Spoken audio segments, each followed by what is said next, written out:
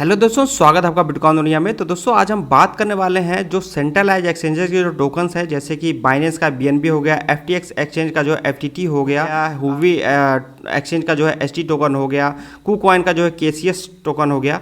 तो ये सब में जो हमारा इन्वेस्टमेंट है वो सेफ है कि नहीं है, फुल डिटेल में बात करेंगे। उसके पहले दोस्तों, अगर आपने हमारे टेलीग्राम चैनल को ज्वाइन किया हुआ है या आप अभी ज्वाइन करने की सोच रहे हैं तो नीचे जो डिस्क्रिप्शन में लिंक दिया हुआ है, हमारे सारे वीडियो के डिस्क्रिप्शन में लिंक मिल जाएगा, वहीं से ज्वाइन करिए। एक बार रीचेक जरूर कर लीजिए, क्योंकि यहाँ पे आप देख सकते हैं हमारे यूजर्स ने जो है कुछ स्क्रीनशॉट भेजा है। तो यहाँ पे जो है सेम नाम से जो है कई चैनल बनाए गए हैं। ऐसा नहीं है कि बस बिटकॉइन दुनिया के नाम से, और भी जो पॉपुलर जो चैनल हैं उनके नाम से जो है फेक जो है टेलीग्राम चैनल बना के रखा गया है, जो कि स्कैमर का रूप है। वो जो है आईडियो के नाम पे, प्राइवेट चैनल के नाम पे जो है लोगों से पैसे जो है लेने की कोशिश कर रहे हैं।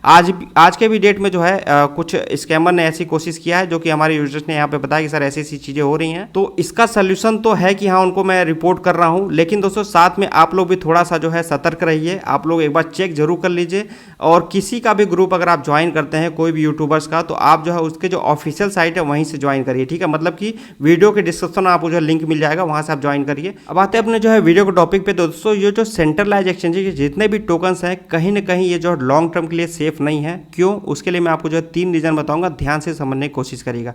सबसे पहला रीज़न ये है कि ये जो टोकन है, जो भी कॉइन है एक्सचेंज के, वो कहीं ना कहीं जो है वो एक्सचेंज पे ही डिपेंड कर रहे हैं, ठीक है। मतलब ये है कि अगर किसी कंट्री में जो है ये एक्सचेंज रन कर रहे हैं और उनके जो है रेगुलेशन के अंदर ये जो है एक्सचेंज आते हैं, ठीक है, तो कोई दिक्कत वाली बात नहीं है। ये एक्सचेंज जो है अपना जो है नॉर्मल प्राइस रहेगा या जो उससे ऊपर जाते रहेंगे। लेकिन अगर कोई कंट्री जो है उनके जो है रेगुलेशन के अंदर ये नहीं आएगी कोई भी एक्सचेंज, तो उस एक्सचेंज पे तो इफेक्ट पड़ेगा, साथ में जो है उस एक्सचेंज के जो टोकन है उसकी वैल्यू पे भी इफेक्ट पड़ेगा। आपको मैं एग्जांपल के तौर पे समझाने की कोशिश करूंगा। यहाँ पे जो 26 सितंबर को, ज़्यादा दिन की बात नहीं है, ये एक न्यूज़ निकल के आई थी कि जो हुबी एक्सचेंज को जो है बाइनेंस एक्सचेंज को जो है चाइना में जो है बैन कर दिया गया है, या जो है उनके जो नए यूजर्स हैं वो अब जो है वहाँ पे अकाउंट नहीं क्रिएट कर सकते हैं। मतलब ये जो है कहीं ना कहीं जो है निगेटिव न्यूज़ निकल के आई थी, ठीक है। उसके बाद आपने देखा होगा जो हुबी एक्सचेंज का जो एसटी टोकन है, उसका जो प्राइस लगभग जो है $13-14 करीब चल रहा था, ठीक है।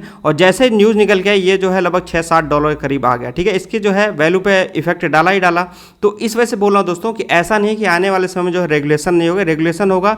अगर वो जो एक्सचेंज है सही से वर्क कर रहे हैं, जो भी जो कंट्री की जो क्राइटेरिया है, जो भी रूल एंड रेगुलेशन है, उस पर अगर ये वर्क कर रहे हैं तब तो कोई दिक्कत नहीं है। लेकिन अगर जो है उस पर वर्क नहीं करेंगे तो सीधा साधा जो है वहाँ से बैन किया जाएगा, और जब बैन करेंगे तो टोकन के प्राइस पे इफेक्ट डालेगा। ये पहला रीजन हो गया। सेकेंड रीजन दोस्तों, जो एक्सचेंजेस हैं, अब चाहे वो बाइनेंस एक्सचेंज ले लीजिए, एफटीएक्स एक्सचेंज ले लीजिए, कोई भी एक्सचेंज ले लीजिए, ये जो है पंप एंड डंप करके जो है लोगों से जो है पैसे कमाती है, ठीक है। हमें और आपको क्या लगता है कि यहाँ पे जो हम लोग नॉर्मली स्पॉट ट्रेडिंग कर रहे हैं तो उसके थ्रू जो फीस मिल रही है उससे वो जो है पैसे कमा रहे हैं, लेकिन दोस्तों ऐसा नहीं है।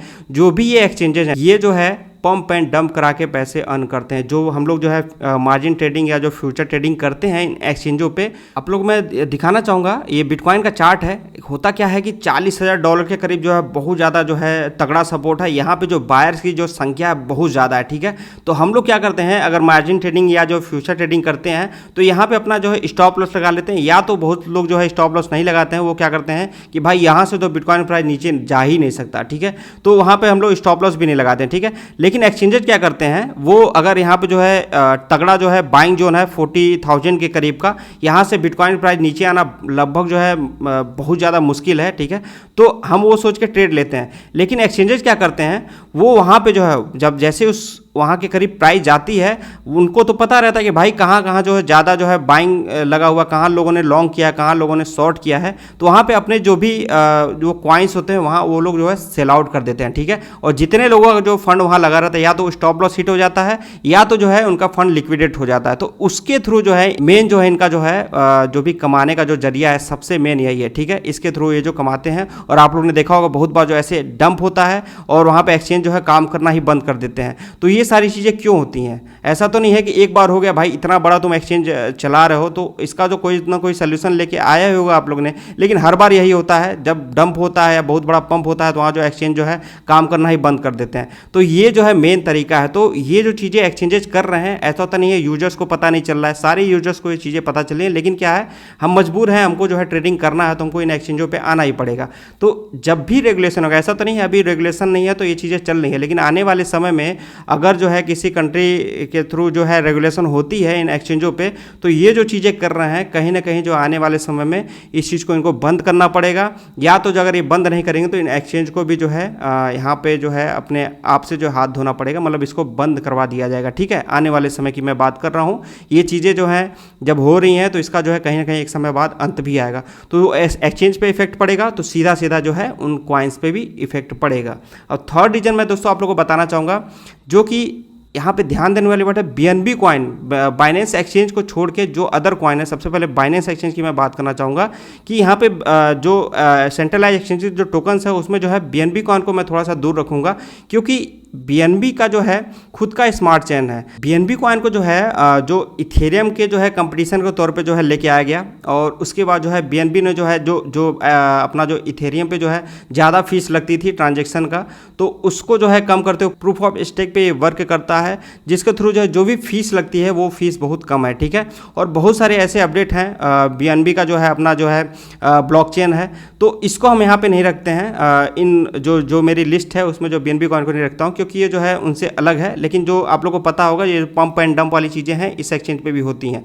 लेकिन इसके अलावा जो कॉइन्स हैं, जो टोकन्स है, जैसे एफटीटी जो टोकन है एफटीएक्स एक्सचेंज का, या जो है एसटी टोकन है हुबी एक्सचेंज का, या जो है केसीएस है, ओके बी है, ये सारे जो टोकन है इनका जो है यूज केस क्या है? नॉर्मली देखें तो कोई भी यूज केस नहीं है। सिंपली जो है एक्सचेंज कहीं ना कहीं जो है ये बोलते हैं कि भाई आप जो है हमारे एक्सचेंज पे आके इन कॉइन्स को होल्ड करिए, आपको जो है फीस में जो है रिबेट मिल जाएगा और भी बहुत सारी चीज़ें आप लोग को मिल जाएंगी। लेकिन नॉर्मली खैर इनका कोई यूज केस नहीं है।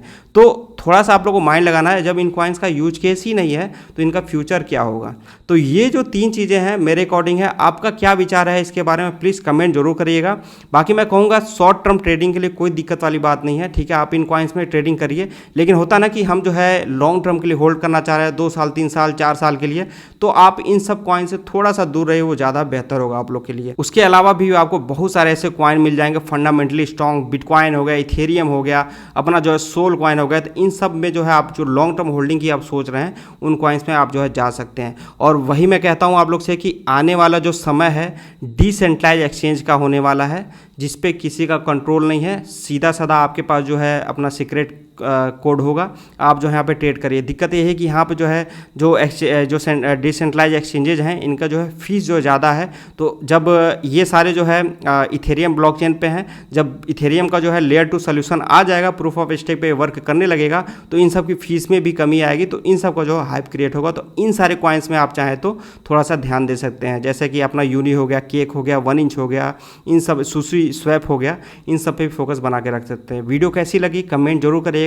इस तरह के और फिर इन्फॉर्मेटिव वीडियो पाने के लिए आप जो चैनल को सब्सक्राइब करके बेल आइकन जरूर दबा दीजिएगा। और स्टार्टिंग में जो मैंने आप लोगों को बताया स्कैम अलर्ट, उस चीज़ पे आप ध्यान दीजिएगा। एक बार रीचेक जरूर कर लीजिएगा, जिस भी आप टेलीग्राम चैनल को ज्वाइन करके रखें, चाहे वो मेरा चैनल हो चाहे किसी भी यूट्यूबर का हो, एक बार चेक जरूर कर लीजिएगा। बाकी अभी के बस इतना ही। जय हिंद।